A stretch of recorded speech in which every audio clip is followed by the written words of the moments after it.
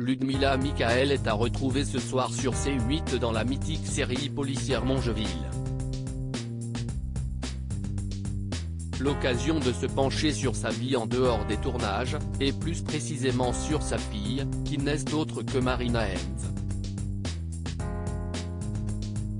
Cette dernière, née de sa précédente union avec le metteur en scène britannique Terry Hens, a hérité de son élégance.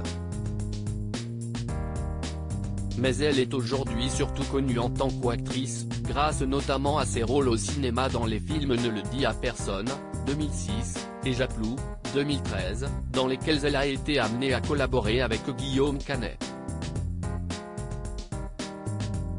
Un homme qu'elle connaissait déjà bien puisque c'était son amour de jeunesse. C'était mon premier béguin. On faisait les juniors ensemble. Il y a des connexions entre Marina, qui est quand même mon premier amour quand on avait 14 ans, qu'on se roulait des pelles dans les box et qu'on faisait les championnats de France junior ensemble, tout d'un coup elle joue ma femme, a déjà expliqué l'acteur sur les ondes d'Europe 1.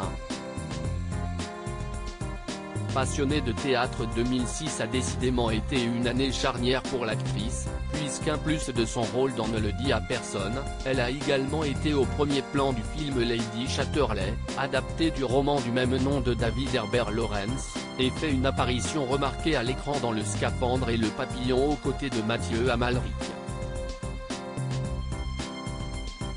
4 ans plus tard, soit en 2010, elle brillait à l'écran dans Ensemble, nous allons vivre une très grande histoire d'amour, long métrage grâce auquel elle a été récompensée la même année au Festival de Cabourg par le prix de la meilleure actrice romantique. Un film dans lequel elle a donné la réplique à Julien Doré, son compagnon de l'époque.